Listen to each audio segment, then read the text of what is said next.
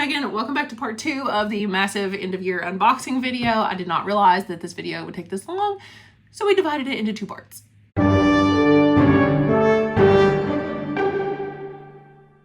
So let's continue our unboxing. It may be jarring right now, but I'm going to jump to probably something I already filmed because I want this video to be exactly half, right? Like half of what I filmed before and half now. So let's get into some more unboxing. Very quickly, these are the expensive books that have already been processed and have our labels and stuff on them. Tweet Cute by Emma Lord. Oh yeah, and I paid for the hardbound, the fallet bound books because these are nice and I want them to last. The other ones I paid, the other ones are cheap from Amazon, right? They're just the paperback. They were older books, you know, or the manga that you can only get in paperback or replacement copies of books. But then I tried to get these nice hardcovers. I think these were like basically the same price or something, or maybe they were cheaper. I don't know. I don't know why I didn't buy this from Follett. Anyway, so Follett. Tweet Cute. Looks cute. No, do not put that in my to read file. I will not be reading that. Diet Soda Club? For all the... Have you ever made the wrong choice for all the right reasons? What is this? This looks like realistic fiction. Somebody has a life-altering condition in the story. It's a look at their life. There's humor and heart in it. Laugh out loud funny. I won't read this whole thing, but it just says the joy and complexity of both caregiving and sibling relationships are at the heart of this authentic and moving novel. So, whoa, tiny font alert. It's a lot longer than it looks. Okay. Oh, this is by a male author. That is rare. Don't see that too much either. Here we go. This is Spanish. This is Better Than the Movies by Lynn Painter in Spanish. I needed this back when I did Read-a-Palooza because we did Better Than the Movies. Would have been nice to have a Spanish copy. Ooh, new Amy Kaufman book. So she wrote a lot of young adults sci-fi, and she also co-wrote the Illuminae Files and Aurora Rising, that series with Jay Kristoff. But this is not with Jay Kristoff. This is by herself. Red Star Rebels. The next hour will mean 8 hours will mean life or death. Probably death. That's kind of funny. Wow, the back is very short. They have 8 hours to stop an attack. They can't stand each other. There is absolutely positively no time to fall in love. So it's a sci-fi love story. I'm sick of the love stories. I just don't want another romance. Why does it have to be romance? Because now all the people, like, especially all the boys, they're not going to want to read this because of the romance. Ugh, so it's really, you know, it's going to be mostly for the girls. Okay, it's all right. Okay, A Most Perilous World. This looks like nonfiction. Yeah, there was research that went into this. What is this about? The story, a true story of young abolitionists and their crusade against slavery. Well, yeah, I was trying to get more nonfiction, obviously, and I remember looking up just some like really good nonfiction. And this one, it's a surprisingly contemporary braided together. It's a coming of age narrative supported by meticulous research and featuring dozens of primary documents. It's a true story of how a torch of resistance is passed and how a new generation makes its mark. Here we go. That is not in my to read pile. I'm running out of room to put stuff. This one's called Big Lies, From Socrates to Social Media. Oh, it's about misinformation. Oh, even from Socrates. That's hilarious. So like literally misinformation from even many years ago. Yeah. Oh, it's very pretty. Oh, wow. It looks very young adult. It looks like something that students would read. Oh, wow. This looks really fun. Okay, here's the contents. Masked revelers in the carnival of lies, the enlightenment and the unenlightenment, denial, the short way around science, favorite lies about women, a snowball in France, the blame game, and Soviet mechanics, 2 + 2 = 5, the truth about American truth, big dictators and big lies, photographic lies, saving children, a best loved lie, and the golden lasso of truth. This looks really fun. It's so pretty. Okay, you know what? I don't really read much nonfiction, but I always enjoy it when I do. Going on my list. I'm gonna read it. I bought this, ChatGPT AI and the Future of Writing. Obviously, I bought all these. I bought this because I don't have very many of those of imposing viewpoint books anymore. Obviously, students don't do much research in books. They just use the internet. But this sounded good because I've had actually a couple teachers who their students have used AI for something, and then basically as like a punishment, they have had them write like a paper about AI. And I was like, they could use this as their research. I feel like this will be outdated pretty quickly though, and I did pay a lot for it, unfortunately.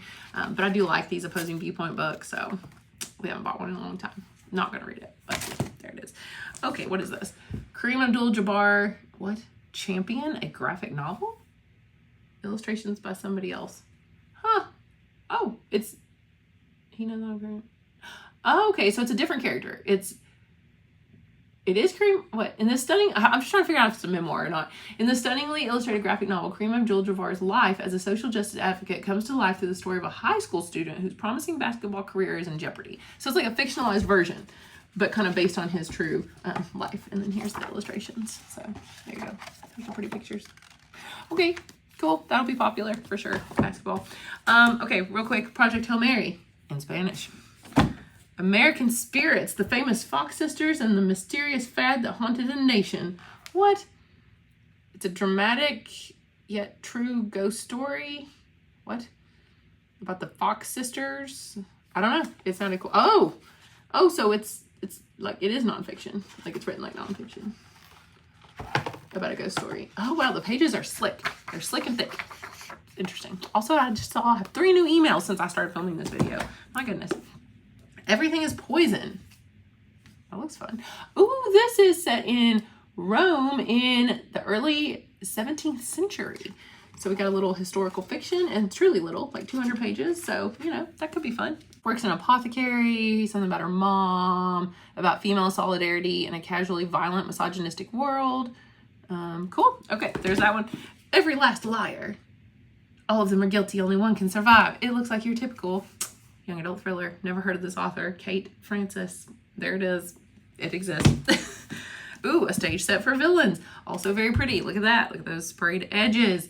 The mortals made a treaty to keep the players south, and when the treaty ended, a wall to keep them out. And if the wall should crumble, then marks will keep us safe. And if our marks should fail us, God have mercy on our fate.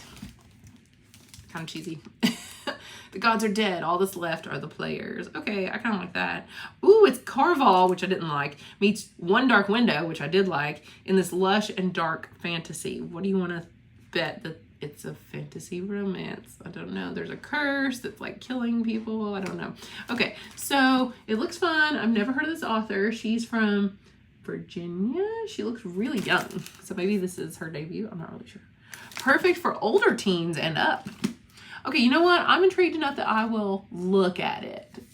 I will put it in the take-home pile because I like fantasy, but I don't like young adult fantasy romance. Dear Martin, in Spanish. Mind Works by Neil Shusterman. He wrote Scythe and a bunch of other young adult sci-fi. I did not know this book existed. Maybe you don't either. So here it is. It's an uncanny compendium of short fiction. So yeah, it's like little short stories. Are they all written by him or just compiled by him? Let's look and see. Oh, they're all written by him. Yeah, they're kind of divided into topics like forces of nature. Then there's several stories in that one. Angels, demons, monsters, and a tree. The Wheel of Destiny. So, I mean, yeah, there's, attics, basements, windows, and walls. The living, the dead, and the undecided. I'm not myself today, and you reap what you sow, which is from the World of Scythe. Okay, so they're all his short stories. And it's really, really big. So anyway, I'm not going to read them, but there it is. All the Noise All at Once. Debut award winner from ALA. So this won the William C. Morris Award. I think it's about, yeah, it's a Black autistic experience is what it's about. Opens a window into that. One of the best books I've read all year. It tackles brotherhood, forgiveness, unbreakable bonds. It's a warm hug. Okay. Realistic fiction. Not gonna read it. The Sun and the Star Maker by Rachel Griffin, which is so pretty. And I know I will hate it. I know I will hate it so much. I did not like, I DNF'd The Nature of Witches, her other book I tried. But this one is so pretty, and I hear it talked about literally everywhere. I don't know anything about it, but I know it's fantasy, and I know it's young adult, which means I won't like it. So why am I putting it in this pile? I don't know, but I'm going to take it home. I'm just going to peruse it. Oh, look, it's another one by that dude, Bill Wood. Be Right Back. So this is 1 year after their last case. Wait, did we already have this book? Oh no, not again. This one would be my fault this time. Oh man, this one's my fault this time, guys. I ordered this one on Amazon probably because I saw it had the sequel and was like, oh, I'll order that. But I'd already picked it out from Follett because it was probably on like a list of books I saw or something. This one is my fault. But you know what? It's new. And this one's pretty and sprayed. And then this one, of course, is the hardbound. So I'm fine with having the hardback. I will find a book trailer for this. I will show the book trailer for it. And inevitably, both copies will immediately get checked out. So I'm not mad about having, 2 copies. I need to keep them separate, though. Keep them separated. Oh, no, I'm not going to take it home, but I am going to keep it with my other Fallout books. Here we go. The Unexpected Consequence of Bleeding on a Tuesday. I've heard a lot about this book. High school is hard, period. I think we all see what that's about. Not much on the back except, oh, Tess Sharp, the author of Girls I've Been, which I love that book, blurbed it. Heartfelt, hilarious. Her quest to figure out herself, her pain, and her diagnosis is an emotional roller coaster, much like chronic pain itself. Oh, there is no summary. Now, Follett, why do you do these things? It is not a Follett-bound book, though. That's so weird. I hate it when there's no synopsis. There's this. There's nothing on the inside. So now I will have to go and print a little synopsis and put it right there. Because if not, students will have no idea what this book is about. Because I have no idea. Apparently it's about chronic pain. I don't know, like endometriosis probably or something. But it doesn't say. So I don't actually know. And the last Follett book we have is A Bird in the Air Means We Can Still Breathe by Mahogany Brown. And I did not know it was short.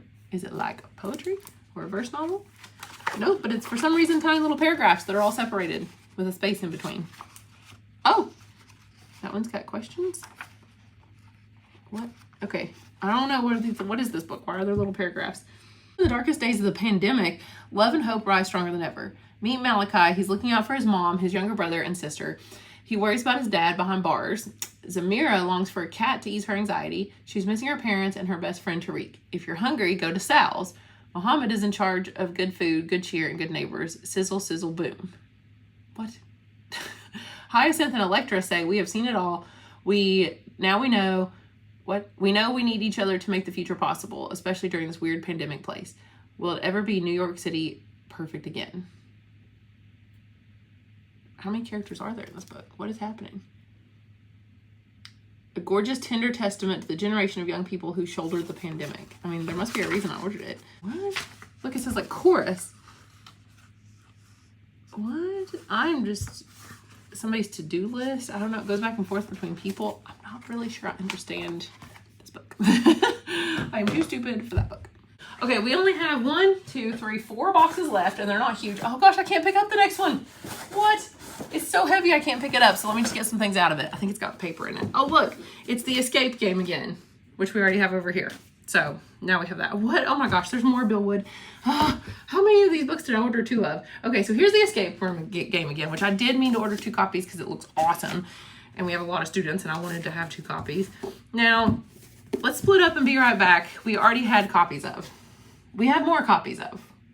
Did I mean to order 2? You know, maybe I did order 2 copies of each of these because I thought they'd be popular and they were by a male author. I don't know. I'm gonna have to really go look this up here in a minute and see how many books I've ordered 2 copies of, because we already had, now we have like 3 copies of the newest one, Be Right Back. So I don't know. There it is. Okay, what else is in this box? The heavy box also has more glassboard markers, dry erase. That's fun. We also have just a ton of colored paper. I really hope there's no books under here, but just a ton of, okay, here's blue. Just an absolute ton of colored paper. Okay, here's a small box. Let's do this one. There are no books in this box. I can just see what's in it. It's bulletin board border. That's hard to say. Bulletin board border. Board border. There we go. This is very pretty. It's very like subtle colors, kind of like pastel. I thought that was really pretty instead of just something like super bright. Because a lot of those really bright ones or the ones with patterns look very elementary, you know? And so I put these usually around the front window display case for everybody to see, and they have to match whatever theme is on the display. And I didn't want it to be super bright colors, but I also, don't worry, I did buy bright colors too. So, you know, you got your typical bright colored ones, but then that's why I bought the other ones. Whoa, what is that? Are these like little sticky things? Like it came with like little sticky things, I guess, to stick them on. Cool. Okay, we have just 2 boxes left. We're almost done. We're so close. Oh my gosh. Hey, this box only has like 2 books in it. Reign of Empire, Star Wars. Book 1, The Mask of Fear. I think somebody asked for this one. The Mask of Fear is a perfect prequel for Andor. From Screen Rant. Screen Rant. It's bizarre. Oh, it's divided into parts that are, you know, easy to see. I don't know why. I just want to see one. Yeah, it's just divided. Oh, there we go. Okay, so a very full-length Star Wars book. Like almost 500 pages. I guess somebody requested it, or maybe I just thought I needed more Star Wars books. Not really sure. Oh, look, it's more paper. Another color. Color's this one, purple. So we have every color of paper now for signs and things like that to hang around the hallways. The Beast Warrior is massive. What the heck? And what is this person's name? Nahoko Yuhashi. Not really sure if I'm saying that right, but I feel like I've heard, oh, The Beast Player. Is this the sequel or is this is the conclusion to The Beast Player? Oh, so we must have The Beast Player, but we didn't have The Beast Warrior. Yeah, okay. That's all I can figure. The story so far. So what's The Beast Player? Do I need to read this? Do I need to read this series? Is this like not, this author creates worlds on par with Tolkien? Wow. I'm just thinking this doesn't look super fantasy. It does look a little young though, like maybe middle grade, but it's so beautiful. Bestseller. I don't know. It just doesn't look fantasy, and it does look a little older or middle grade. It's written in like euros on the back instead of in dollars. Yeah, cover design from the UK. Interesting. I got this somehow from the UK or something. So anyway, I'm gonna check. I'm gonna put it in the to read pile, but not really. I'm gonna go remember to get the first book in the series, Beast Player, and go see if it looks interesting for my summer TBR. Which means, are we down to the last box? Did it finally happen? Oh, but it's a lot of books. It's a lot of books in this last box, but this is it. Oh, technically there were like 2 other boxes, but they just had toner. Yeah, let me see. Yeah, just toner for the printer, like 2 different sets of toner. So don't worry about that. This is it. Let's see what we got. We'll take them out one at a time. Gorgeous, Gruesome Faces. I think I bought this. Oh yeah, I somehow wound up with the sequel, Beautiful, Brutal Bodies. I think I wound up with that one and realized it was a sequel to this one. Also, I'm getting really hungry. I'm gonna have to go so I can eat a snack. Gorgeous, Gruesome Faces. This looks either horror or mystery or something. Oh, it's a sapphic thriller that will leave you screaming and swooning for more. So there's a shocking scandal that abruptly ended this pop star's career. 18-year-old Sunny Lee spends her day longing for her former life and cyber-stalking her ex-BFF and groupmate Candy. Ooh, interesting. And then they have a reunion, and then weird things start happening. I don't know, it actually sounds kind of cool. Oh my gosh. That's short too. Well, it's 300 pages, but you know what? I'm gonna try it. Not something I would normally ever read, but I'm gonna try it. Okay, Bleach. Volumes 7, 8, 9. That one was lost, I think. Sorry, yeah, my nose is just constantly itching. Wild Darling. This is the sequel to Rival Darling and Grumpy Darling. I think this is the 3rd one now in the series. There might be more. I don't know, is this one new? 2026. Okay, this one just came out. So this has been pretty popular because it's like a hockey romance that's not, you know, like spicy, and it's young adults. So for the kids that want icebreaker, I just give them that. Okay, there's like somebody in the hallway. I don't think they're coming in. But I always like look weird like I'm talking to myself. No, they're going to the book storage room. Okay. Perfect Cover by Jennifer Lynn Barnes. So I then want to say this is one of her older books. I bet the other one's in here. Yep, here it is. And Killer Spirit. Meet the Squad. So which one's first? This one? Don't miss the sequel. Okay, so this is the first one. Killer Spirit is the second one. These are so beautiful. Is this a re-release? Because I don't feel like this is new. Is it? I don't know. Let's look. Oh, 2008. Wow, they're really going into her backlist because she's become so popular. I tried the Inheritance games and didn't like it. I love the Natural series, although I've got 1 book left and the 3rd one wasn't as good as the first 2, so we'll see. It was getting a little crazy and ridiculous, but if it's anything like that, I think I will be intrigued. So what is it actually about, though? Pretty popular, armed, and extremely dangerous. Meet the Squad. Ooh. When software computer hacker and karate black belt Toby Klein moves to Bayport, cheer is the last thing on her to-do list, but after a mysterious note urges her to audition for the school squad, she realizes that behind those pom-poms is a dangerous secret. Ooh, I love things about cheerleaders. I don't know why.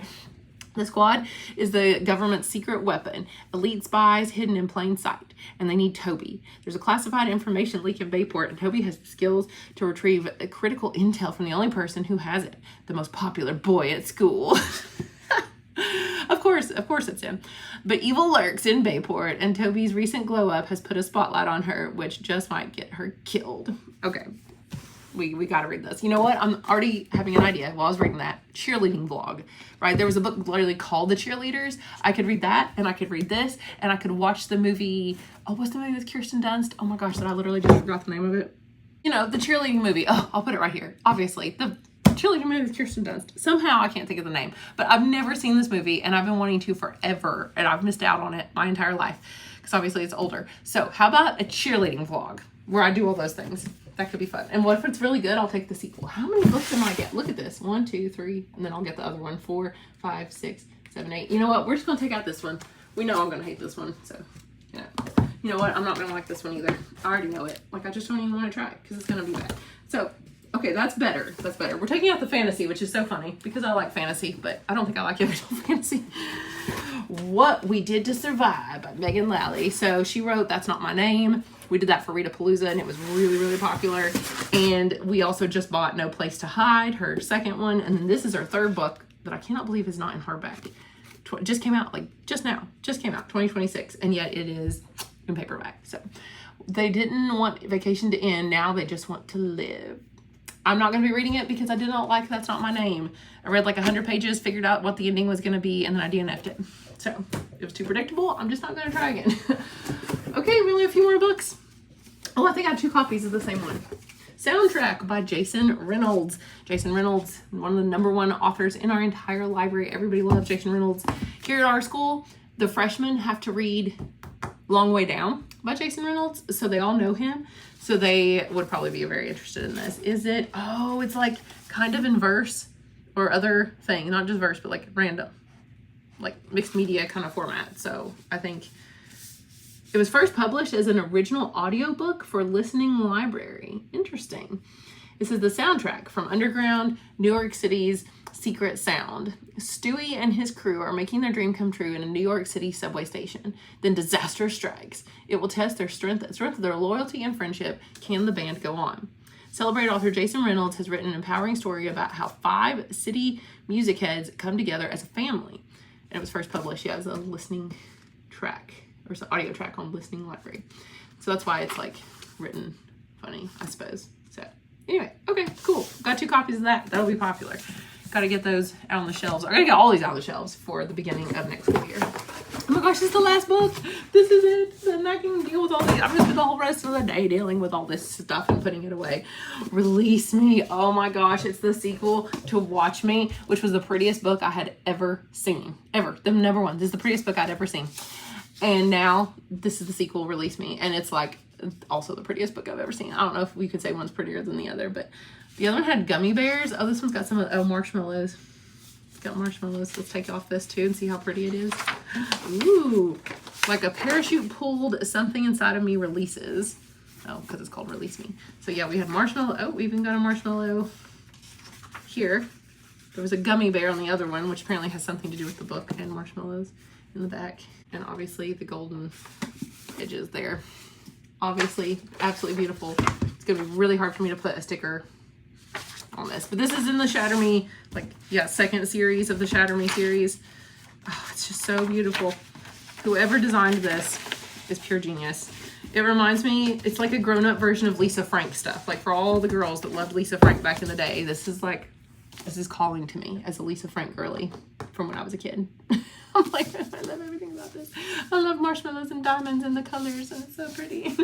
So that concludes our absolutely enormous end of the year haul of things I bought with the library budget. So now I've got my work cut out for me.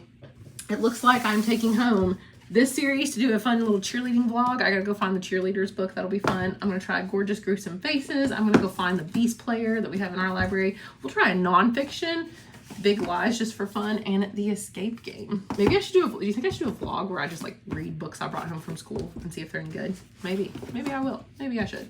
Anyway, thank you guys so much for watching. Let me know down below if you've read any of these, if you have any other suggestions of like, hey, these are books you gotta purchase, because I am gonna do another big purchase for the library. I got about, I think around $800 worth of in-store credit from the bookstore because of my last book fair being so successful. So I need to spend $800 over the summer, which will be on like newer releases and things like that. So yep, I get to buy another $800 worth of books before school starts. So if you have any suggestions, please let me know. Anyway, thank you guys so much for watching. I will keep you updated on how these go, and I'll talk to you again later.